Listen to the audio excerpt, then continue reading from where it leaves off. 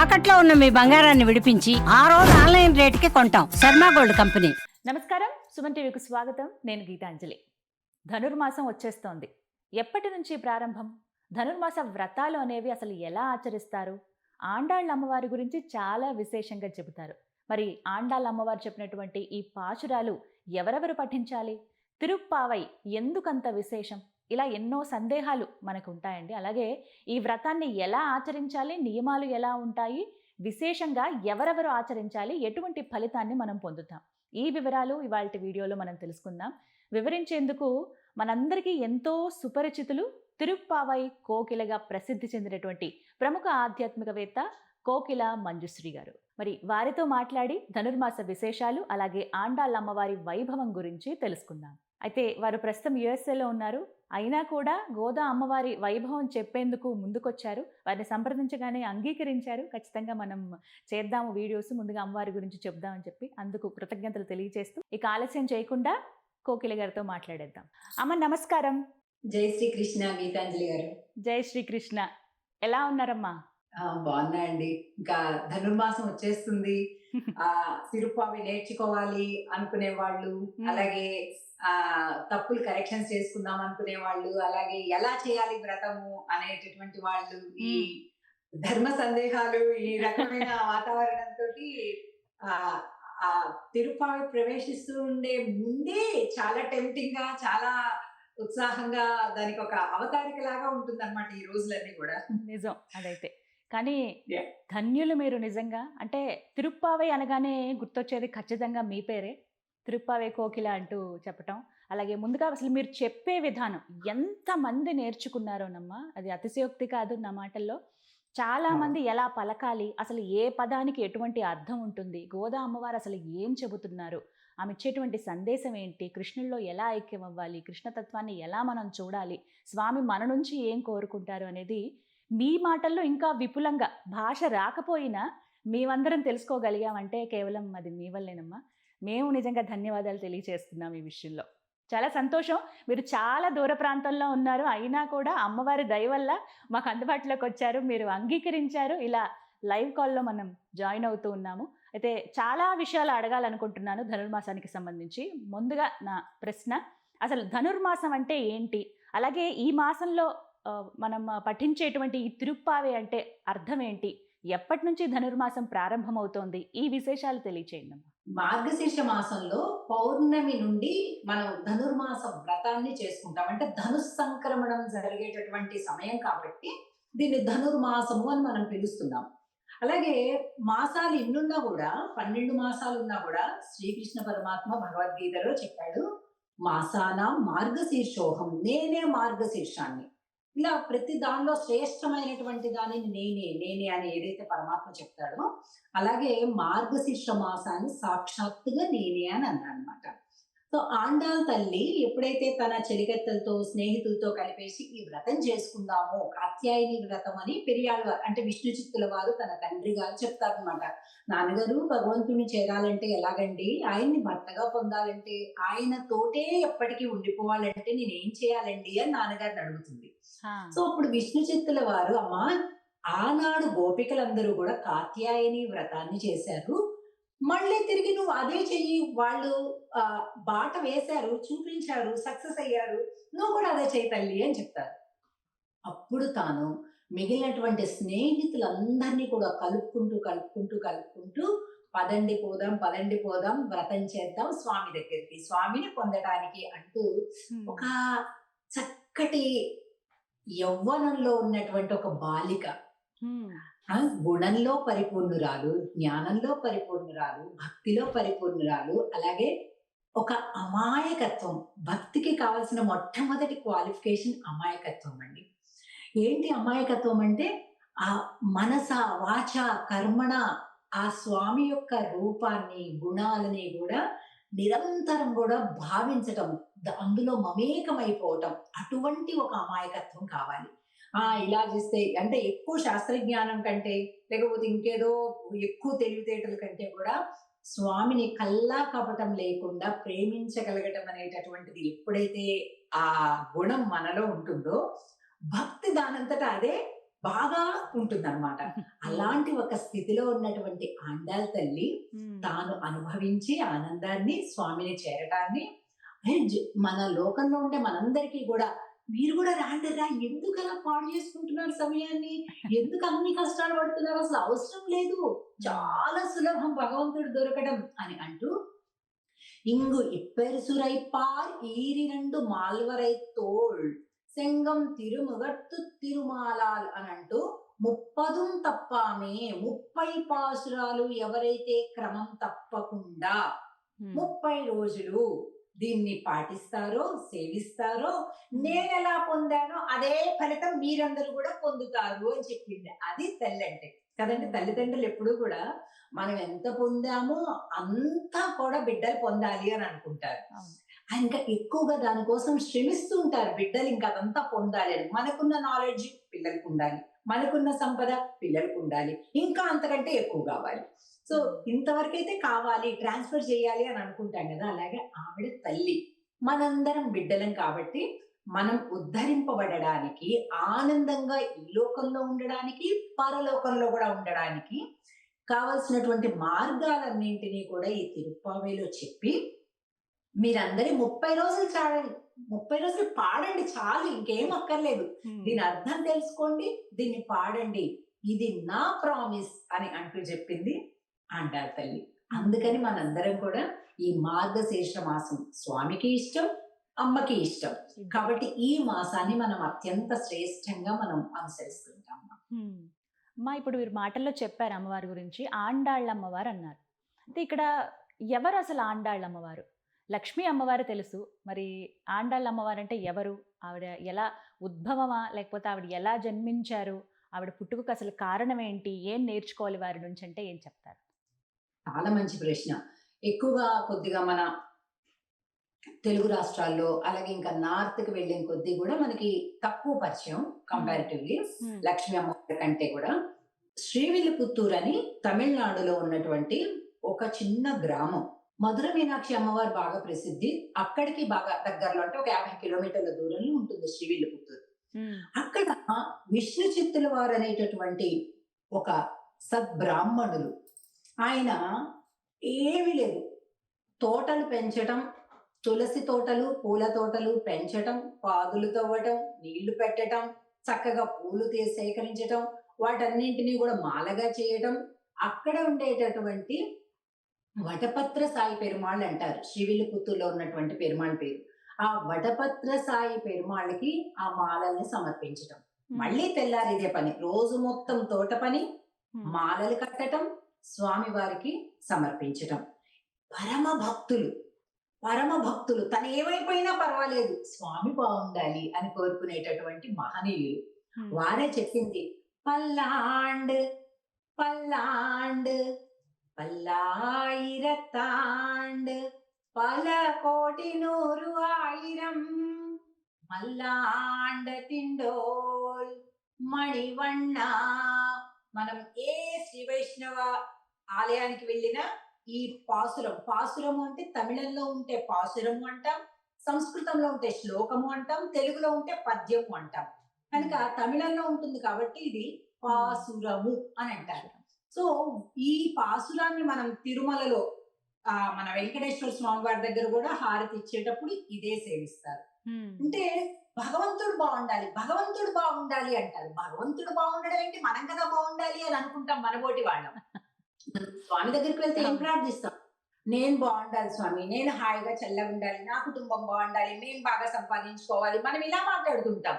కానీ పెరియాళ్ళ వాళ్ళు ఏమంటారు, అయ్యో స్వామి నువ్వు రామాకయ్యా, నువ్వెందుకు మాకు కనిపిస్తావు, వెనక్కి వెళ్ళిపో, మా కళ్ళు మంచివి కావు, మా ఆలోచనలు మంచివి కావు, అసలు ఎంత సంతోషంగా ఉండాలి స్వామి, నువ్వేంటి స్వామి దేవతల కోసం యుద్ధాలు చేస్తావు, నువ్వెందుకు స్వామి పొట్టిగా వామనుల్లాగా అయిపోతావు, నువ్వేంటి స్వామి పొద్దస్తుమాను కష్టపడుతుంటావు అంటూ స్వామి కష్టాన్ని గురించి ఆలోచిస్తుంటారు. అది కదా నిజమైన ప్రేమ కదండి.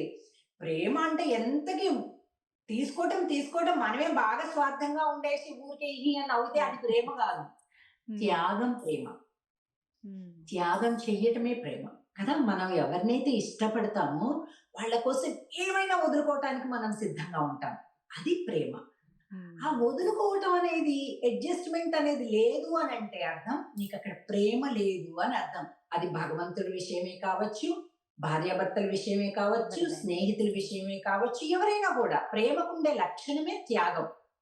సో ఆయన ఎలా చెప్పేవాళ్ళంటే, స్వామి నువ్వు కష్టపడుతున్నావు స్వామి, మేము మా కళ్ళు మంచివి కాదు స్వామి, నువ్వు చల్లగుండాలి, నువ్వు చల్లగుండాలి అని అని భావించేటటువంటి గొప్ప మనసు. భక్తుడు అంటే అలా ఉండాలి. భగవంతుడి గురించి ఆలోచించాలి, మన గురించి ఆలోచించుకోవడం కాదు భక్తుడు అంటే. అలాంటి విష్ణు చిత్తుల వారు ఒకనాడు తులసి వనాన్ని, తులసి మొక్కల కోసం పాదులు చేస్తుంటుంటే, మరి రోజు చూసే అదే తులసి వనం, ఆయన ఇంటి మొదల్లోనే ఉన్నది అదంతా కూడా, ఇంటి ఎదురుగానే ఉంది అదంతా కూడా. కానీ ఆ రోజు ఒక చిన్న పాప కనిపించింది అనమాట ఆ తులసి తోటలో. అందుకే మన పెద్దలు చమత్కారంగా చెప్తుంటారు, ఎలాగైతే సీతమ్మ తల్లి జనక మహారాజు నాగలు పెట్టి తవ్వుతుంటుంటే ఆవిడ కనిపించింది అని అన్నారు, అలాగా ఈ విష్ణు చిత్తుల వారికి ఈ ఆండాళ్ళ తల్లి దొరికింది. అయితే మా సీతమ్మ కంటే కూడా మా ఆండాళ్ళే చాలా గ్రేట్ అంటుంటారు. ఎందుకంటే ఆయన వ్యవసాయం కోసం చేసేటటువంటి భూమిలో దొరికింది సీతమ్మ, ఈవిడ తులసి వనంలోనే పుట్టేసింది, తులసి వనంలోనే దొరికేసింది. అంటే ఏంటి తులసి వనము అంటే ఏంటి, పరమాత్మకి తప్ప ఇంక ఎవరికి కూడా మనం ఉపయోగించం తులసిని. పుష్పాలు ఎలాగైనా ఉపయోగిస్తాం, కానీ తులసి మాత్రం కేవలం భగవంతుడి పాదాలకే మనం సమర్పిస్తుంటాం కదా. అలాంటి తులసి వనంలో అంటే ఆవిడ యొక్క పుట్టుకనే నేను పరమాత్మకి తప్ప ఇతరులకు చెందిన దానిని కాదు అని చెప్పేసినట్లు అయిపోయింది లోకానికి. అలా దొరికిన ఆ శిశువుని ఆయన పరమాత్మ ప్రసాదంగా భావించి అల్లారు ముద్దుగా పెంచుతారు. అప్పుడు ఆయన చూసి ఆయన అంటారు, ఎప్పుడైతే పరమాత్మనే కోరుకుంటుంది, పరమాత్మ కూడా ఆయన్నే కోరుకుంటున్నారు అని అర్థమైందో ఆయనకి, ఆండాల్ అని అంటారు, అని పిలుస్తారు. అంటే కాపాడడానికి వచ్చిన ఓ బాలిక అని అర్థం అనమాట. అంటే ఓ అమ్మా అని అనమాట. అంటే కాపాడటానికి వచ్చిన వారు అని అర్థం అనమాట ఆండాల్ అనే శబ్దానికి. ఆమె పుట్టినప్పుడు గానీ మొదట అంతా కూడా ఆయన ఏం పేరు పెట్టారంటే గోదా, బోదా, కోదై ఇలాగంటారు, రెండు పేర్లు. కోదై అంటే ఏంటి, మాలిక. ఆయనకి అదే కదా ధ్యాస, పొద్దుస్తమానం పూలు మాలలు కట్టడం సమర్పించడం, మాలలు కట్టడం సమర్పించడం. కనుక ఆ దొరికిన ఆ పాపకి కూడా కోదై, అదే తమిళంలో కాగా ఒకటే అన్నమాట, అందుకని గోదా అని కూడా పిలుస్తాం. గోదా, కోదై రెండు ఆవిడకి పుట్టుకతో ఉన్న పేర్లు. తర్వాత ఆవిడ యొక్క గుణం అర్థమైన తర్వాత ఆవిడ మామూలు బాలిక కాదు, మనల్ని కాపాడడానికి వచ్చినటువంటి బాలిక అని అర్థమయ్యాక ఆండాళ్ అని చెప్తారు. ఈ ఆండాళ్ చరిత్రనే కృష్ణదేవరాయలు వారు, శ్రీకృష్ణదేవరాయలు వారు ఆముక్తమాల్యద అనేటటువంటి ఆ గ్రంథం మొత్తం కూడా ఈ అమ్మవారి యొక్క చరిత్రనే వారు చెప్పారనమాట. అది ఆండాళ్ పేరు వెనుక. అందుకనే మనకి ఎక్కువగా తెలీదు, కానీ ఇప్పుడు కూడా వైష్ణవ ఆలయాలలో అన్నిటిల్లో కూడా పక్కన ఆండాళ్ సన్నిధి, లేకపోతే గోదా సన్నిధి, ఆ గోదాదేవి అని రాసేసి ఉంటుంది, మనం చూడొచ్చు. అంటే మనం చెప్పుకోవచ్చు భూదేవి అంశ, భూదేవి అంశగా అమ్మవారు అవతరించారు. నిజంగా ఒక సందేహంగా ఉండిపోయింది, ఆండాళ్ళ అమ్మవారన్నా గోదా అమ్మవారన్నా ఒకటేనా అంటే మీ మాటల్లో అది మాకు అవగతమైంది. ఏమిటంటే ఇద్దరు ఒకటే అని, అమ్మవారిని ఈ విధంగా పిలిచేవారు. అయితే ముఖ్యంగా తెలుసుకోవాలనుకున్నది అమ్మవారి రూప లావణ్యం గురించి. అసలు ఎంత అద్భుతంగా ఉంటారో, అలంకరణకి పెట్టింది పేరు అన్నట్టుగా అపురూప సౌందర్యవతి అమ్మవారు. చాలా విశేషమైన అలంకరణ కదా. ఆయనకి అలంకారం అంటే ఇష్టం అని తండ్రి గారు అనగానే చక్కగా అలంకరించారు. అది మనకు కావాల్సింది. అంటే భగవంతుడికి ఏమి ఇష్టమో మనం అలా అయిపోవాలన్నమాట. నువ్వు సాత్వికంగా ఉండు, స్వామికి అది ఇష్టం కదా, నేను సాత్వికంగా ఉండిపోతా. నువ్వు మృదువుగా మాట్లాడు, స్వామికి అది ఇష్టం కదా, నేను మాట్లాడతా. చక్కగా చూడండి మన దేవి దేవతలు ఎంత బాగుంటారు, అలంకారం గాని ఎంత శోభగా ఉంటారు. స్వామికి అలా ఇష్టం కదా, మనం అలా ఉండిపోదాం. అది అసలైన భక్తుల లక్షణం. ఇక ఆండాళ్ తల్లి అయితే అసలు ఇంకా పరాకాష్ట, అద్భుతంగా ఉంటారమ్మా. అంటే ఆ శిఖ ఎలా అయితే ఉంటుందో, ముడి అంటారా, ఎలా అంటారా, అమ్మవారి కేశాలంకరణ అద్భుతం. ముడి ఆ! ముడి వేసుకుంటారు. అది ఏంటంటే ఆండాళ్ళ తల్లికి ఒకటి, మధుర మీనాక్షి అమ్మవారిది ఒకటి మనం ప్రత్యేకంగా చూస్తుంటాం. ఆ మూడి కొప్పు కదా! ఆ కొప్పిలా పెట్టేసి దానికి ఇలాగ పెట్టి కాస్త హ్యాంగింగ్స్ వేలాడుతున్నట్టుగా ఉంటుంది. ఉంటుందా? అదేంటంటే ఆహ్, తమిళనాడులోని ఆ ప్రాంతాలలో కొద్దిగా గ్రామీణ ప్రాంతాల్లో అట్లాగా ఒక సాంప్రదాయకమైనటువంటి అలంకరణలో భాగంగా కొప్పు ఉండేదనమాట. పక్క హ్మ్. కొప్పు, వెనక కొప్పు గాదు. ఆ! వెనక కొప్పు పక్క కొప్పు. Regular routine. పక్క కొప్పు ఫ్యాషన్ అన్నమాట. సో, అందుకని అంటే మనం ఏదైనా గూడా ఆ ప్రాంతం, ఆ కాలము దానికి అనుగుణంగా జూస్తాం గదా! ఆ! హ్మ్. కాబట్టి ఆ ప్రాంతంలో, ఆ కాలంలో ఆహ్, ఆహ్, ఆ సమయంలో అలాగ పక్క కొప్పు చాలా ఫ్యాషన్ అన్నమాట. మన ఎవరన్నా ఇష్టమైన వాళ్ళని కలవడానికి వెళ్ళేటప్పుడు అట్లా మంచిగా తయారై వెళ్తున్నట్టుగా, మరి ఆండాళ్ళ తల్లి అలా ఎప్పుడు స్వామి ఎప్పుడు చూస్తాడో చక్కగా కొప్పు పెట్టుకొని రెడీగా ఉండేదన్నమాట. అలా. అలాగే అమ్మవారి అలంకరణలో భాగంగా వారు పట్టుకున్నటువంటి చిలక భలే ముద్దుగా హ్మ్. ఉంటుంది. వారు నుంచున్నటువంటి భంగిమ చాలా ఆ! సౌందర్యంగా కనిపిస్తుంది. చిలకని ఎందుకు కరెక్ట్. అమ్మవారు పట్టుకుంటారు? ఆ! ఈ చిలక ఉండడానికి అర్థం ఏంటంటే, ఇది నిజ జీవితంలో ఆండాళ్ళ తల్లి పట్టుకున్నట్లుగా మనకి గ్రంథాలలో అక్కడెక్కడ అలా కనిపించదు. అంటే ఆవిడ అలంకరణలో భాగంగా చిలకను పట్టుకొని ఎప్పుడు తిరుగుతున్నట్టుగా, ఆడుతున్నట్టుగా అలా లేదు. హ్మ్. కానీ ఆండాళ్ళ తల్లి చెప్పినటువంటి నాచియార్ తిరుముడి అనేటువంటి మరొక గ్రంథం, అలాగే తిరుప్పావి ఈ 2 కూడా తన నోటి నుండి వచ్చినటువంటి గ్రంథాలు కదా! ఎలాగైతే శ్రీమద్ భగవద్గీత శ్రీకృష్ణ పరమాత్మ ఎలా చెప్పాడో అలాగా. హ్మ్. అలాగా ఈమె చిలకతో మాట్లాడుతూ, చిలకతో రాయబారం పెడుతున్నట్టుగా అంటే సిగ్గేసి స్వామితో మాట్లాడడానికి హుహు. ఆహ్, ఆ చిలకకి చెప్పి, "నువ్వు అలా చెప్పరాదే ఆయనకి" అట్లాగనమాట. అంటే దాంతోటి కమ్యూనికేట్ చేస్తుందనమాట త్రూ. అలాగే హ్మ్. తన బాధ చెప్పుకోవటం, తన సంతోషం చెప్పుకోవటానికి మనం ఎలాగైతే పెట్స్ తోటి మనం చేస్తుంటాము, ముద్దు చేస్తుంటాం, గారాబం చేస్తుంటాము. హ్మ్. అట్లాగా ఆ చిలకతోటి "నువ్వు కాస్త అలా ఎగిరి నందకులం దాకా, నందగోకులం దాకా ఎళ్లి ఈ మాట చెప్పురాదు కాస్త.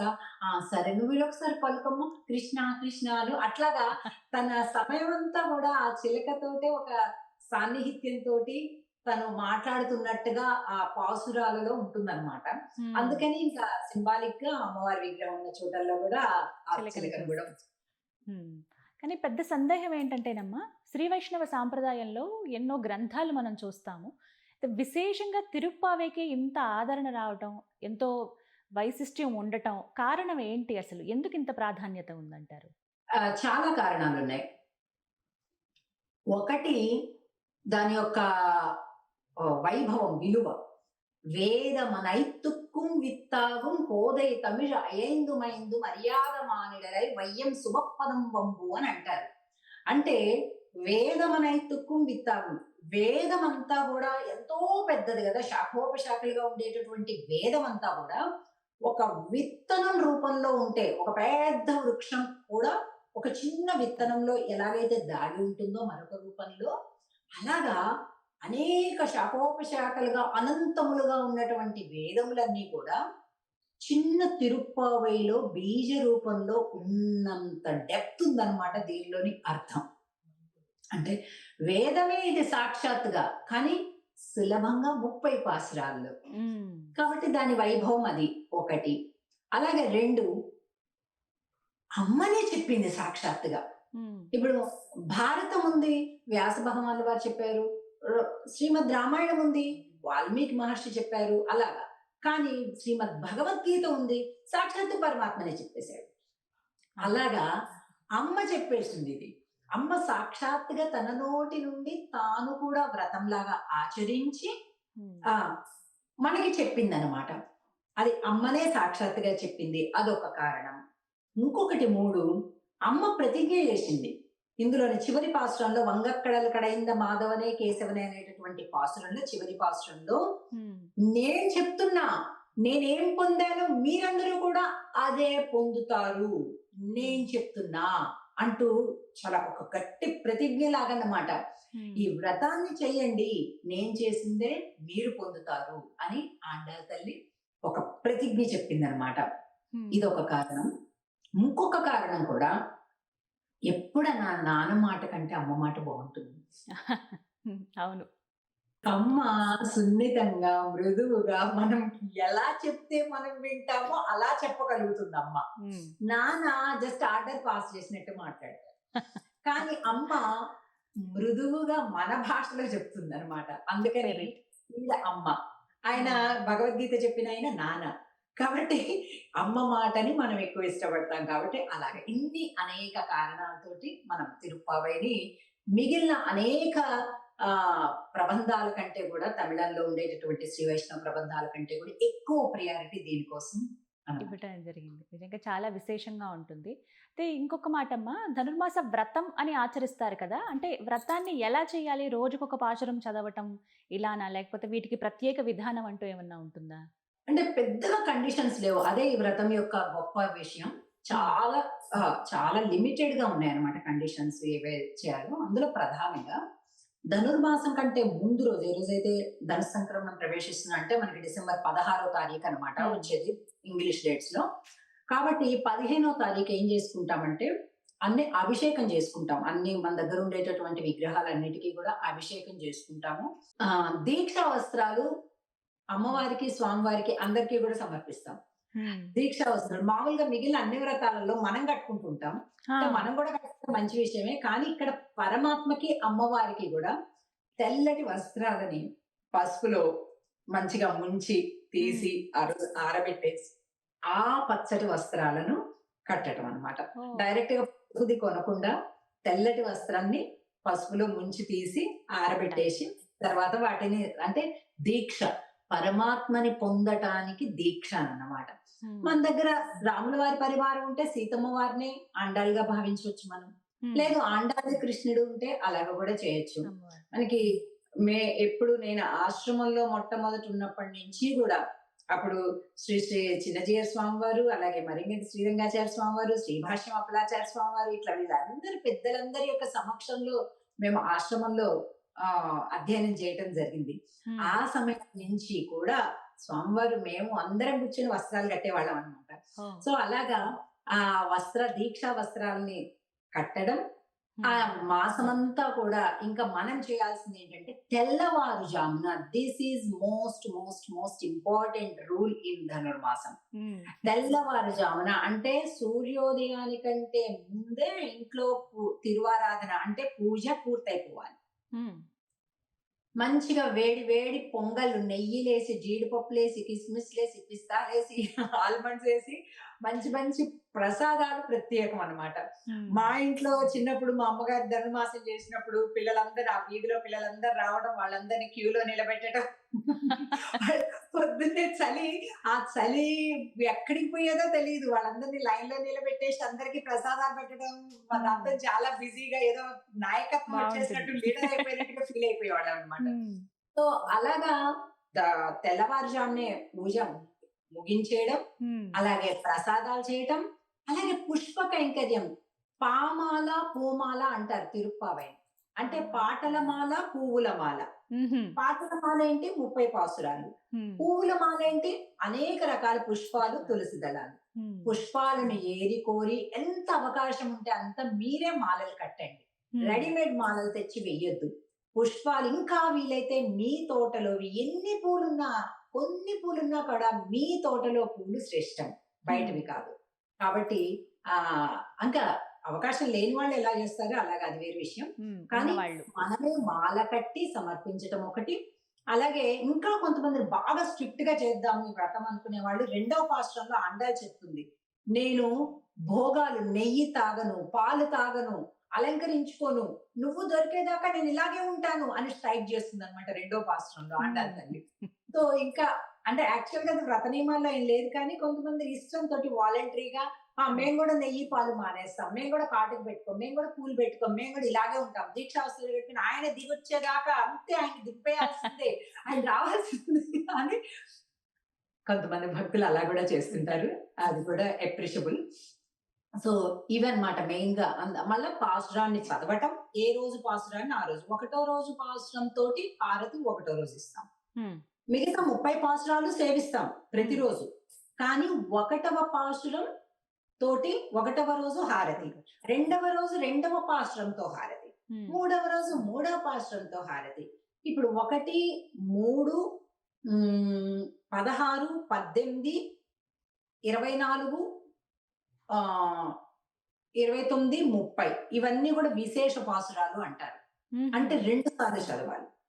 సో ఆ హారతి ఇచ్చేటప్పుడు ఈ పాసురాల్ని, అంటే ఆ పాసురం ముందుగా ఒక స్టార్ మార్క్ ఉంటుంది మనకి బుక్స్ లో, దాన్ని 2 సార్లు సేవిస్తూ మనం హారతి ఇవ్వాలన్నమాట. దట్స్ అంటే లాస్ట్ కళ్యాణం. గోదా అమ్మవారి కళ్యాణం చాలా భోగి రోజు simple. చేస్తారు కదమ్మా. ఎగ్జాక్ట్. ఎందుకంటే ఆవిడ స్వామిని పొందినటువంటి ఆ సందర్భంగా మనం కూడా భోగి రోజు చేస్తాం. భోగం కదా, భోగి అంటే భోగం. భోగం అంటే ఏంటి? పరమాత్మను పొందడం. ఇలా ధనుర్మాస వ్రతాన్ని ప్రారంభించి ముగించాలన్నమాట.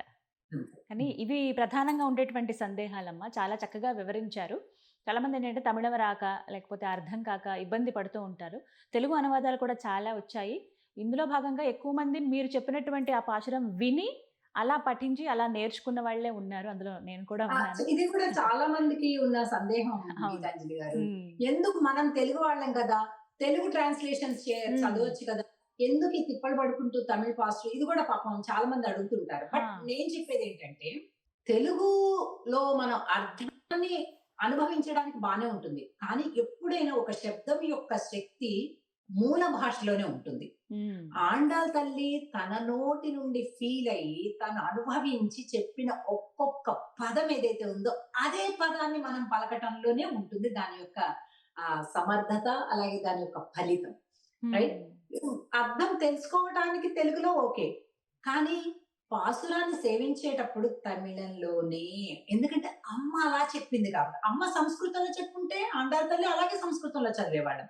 అంతే కదా. ఇప్పుడు భగవద్గీత వ్యాసుల వారు చెప్పారు, శ్రీకృష్ణుడు ఏ పదం చెప్పాడో అదే పదం, అదే వ్యుత్పత్తి, అదే సంధి, అదే సమాసం, అదే ఛందస్సు తోటి మనం పలికితే అదే శక్తి జనరేట్ చేస్తుంది కదా ఫలితాన్ని. అలాగా ఆండాల్ తల్లి. నాకు కూడా అసలు మొదట అర్థం కదా. నాకు మన ఉడిపి పెజావర్ పీఠాధిపతుల వారు నాకు తిరుప్పావై కోకిల అనే బిరుదును ఇచ్చారనమాట, ఉడిపి పీఠాధిపతుల వారు. సో నాకు తర్వాత అసలు ఎన్ని స్టేట్ గవర్నమెంట్, సెంట్రల్ గవర్నమెంట్ ఏ రకమైన బిరుదులు, ఇంకా వేరే ఆర్గనైజేషన్స్ ఏవి ఇచ్చినా కూడా అసలు అది తెలియదు నాకే. వారి సంకల్పం యొక్క ఇదో మరి నాకున్నటువంటి ఆ తెలియని ప్రేమ. ఎందుకంటే నేను తిరుప్పావై నా 8వ ఏట నేర్చుకున్నా.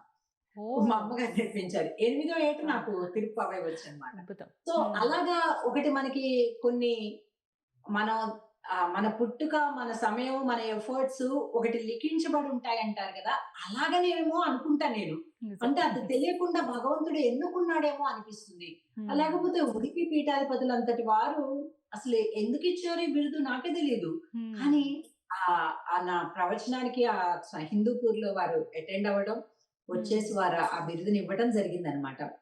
తిరుప్పావై నేర్చుకోవడానికి ఎంత ఇబ్బంది పడుతున్నారు అనేటటువంటి విషయం అర్థమయ్యి, ఒకసారి అమెరికాలో షార్లెట్టేలో ఒక భక్తుల ఇంటికి వెళ్తే వాళ్ళు ఎన్ని సంవత్సరాల నుంచో నాతోనే నేర్చుకోవాలని వాళ్ళకి అలా ప్రేమ ఉందమ్మా, మీరు ఇప్పుడు మా సిటీకి వచ్చారు, మాకు నేర్పాలి, మీతోటే నేర్చుకోవాలని మా లైఫ్ ఏం లాగా ఉంది తిరుప్పావై విషయంలో అని అనేసరికి, సరే అమ్ము ఏంటి ఇలా ఉందా, నేను ఇంత ఆలోచించలేదు, మనకేదో చిన్నప్పుడు వచ్చేసింది కదా అని అందరికీ అలాగే సులభం అనుకున్నాము అని.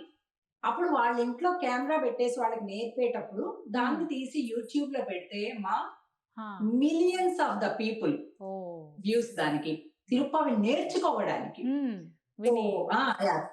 లర్న్ తిరుప్పావై అని మన శ్రీ సేవ ఫౌండేషన్ అనే మన యూట్యూబ్ ఛానల్లో ఇవి పెట్టానన్నమాట, నేర్పడం అనేటటువంటిది. ఎంత బాగా అందరూ నేర్చుకున్నారు అంటే ఐ కాంట్ ఇమాజిన్. సో అది ఆండాల్ తల్లి అనుగ్రహం. మనందరం కూడా ఇంకా అసలు సుమన్ టీవీ యొక్క మైలేజ్ కానీ, ఆ ప్రేక్షకులు కానీ చాలా వైడ్ గా ఖండాంతరాలను దాటి ఉన్నది కాబట్టి ఆండాల్ తల్లి వైభవం ఇలాగా అందరికీ రీచ్ అయ్యి ఈసారి బిలియన్స్ ఆఫ్ ద పీపుల్ నేర్చుకోవాలని, దీన్ని పాటించాలని మీ ద్వారా అందులో మీ భక్తి ఇంటర్వ్యూస్ ఇవన్నీ కూడా నేను బాగా చూశాను. సో ఇది ఒక సూక్ష్మ మార్గంలో మోక్షాన్ని అందించేటటువంటిది. అదే ఆండాళ్ తల్లి చెప్తుంది. ఎవరు చేయాలి ఈ వ్రతం అంటే, భూలోకంలో ఎవరైతే సుఖంగా ఉండాలనుకుంటారో వాళ్ళందరూ చేయండి అంటుంది. మగవాళ్ళు చేయాలి, ఆడవాళ్ళు చేయాలి, ముసలోళ్ళు చేయాలి, పిల్లలు చేయాలి. నో, మీరు ఆనందంగా ఉండాలి అనుకుంటున్నారా భూమి మీద, ఎస్ ఫాలో దిస్ వ్రతం అంటుందన్నమాట ఆండాళ్ తల్లి. కాబట్టి మనందరం కూడా ఈ వ్రతాన్ని చేసి దీని యొక్క అద్భుతమైనటువంటి ఆనంద ఫలాలను మనం అందుకోవాలి అని కోరుకుంటూ, ఆండాళ్ తిరువడిగలే శరణం. శరణం. ఇది ఒక తిరుప్పావై వ్రతంలో ఒక గుడ్ స్లోగన్ అన్నమాట. సో అందుకని అది కూడా వినిపించాను అన్నమాట ఇప్పుడు. సో మనం ఈ పదంతో మనం ప్రారంభించాలి, ఈ పదంతో ముగించాలి వ్రతాన్ని ప్రతిరోజు. ఓ తప్పకుండా అమ్మ, ఇదొకటి నేర్చుకున్నాం ఈ విషయం. అండ్ అలాగే మరొక ముఖ్య విషయం మిమ్మల్ని అడగాలనుకున్నది ఏమిటి అని అంటే, మరి ఈ 30 పాశురాలు మీరు మాకు తెలియచేస్తారా? వీడియోల పరంగానే ప్రేక్షకులకి అందిద్దాము ఒక్కొక్క పాశురం విధంగా. అలాగే మీరు ఎలాగో వర్ణిస్తారు కాబట్టి వాటి గురించి మరి మీ అనుమతితో వాటిని కూడా ప్రారంభిద్దాము. ఈ మాధ్యమంలో చేయొచ్చు అంటే తప్పకుండా చేద్దాం. తప్పకుండా అమ్మ. కానీ ఇప్పటివరకు అయితే ఇది ఒక ఇంట్రొడక్షన్ ఎపిసోడ్ లాగా మనం అందించాము. అసలు ఏమిటి, ఎవరెవరు చేయాలి, ఎలా ఉంటుంది, ఎందుకు మనం పఠించాలి, పొందేటువంటి అనుభూతి ఏమిటి అనేది చాలా చక్కగా వివరించారమ్మా. చాలా సంతోషం. మీరు ఇంత దూర ప్రాంతంలో ఉన్నా కూడా మాకు అందుబాటులోకి వచ్చారు, మీ సమయాన్ని వెచ్చించారు. శాంపుల్ అన్నమాట, ఇది ఎపిటైజర్ అన్నమాట. అంతే, ట్రైలర్. కొద్దిగా టేస్ట్ చేస్తే అమ్మ మనం కూడా చేయాలి అనిపిస్తుంది. మీరు అలాగే కుతూహలం పెంచేశారు, ముందే ఇచ్చేసి. కానీ చాలా సంతోషం అమ్మ. ఇప్పటికీ ఈ ఎపిసోడ్ని ముగిస్తున్నాము. నమస్కారం.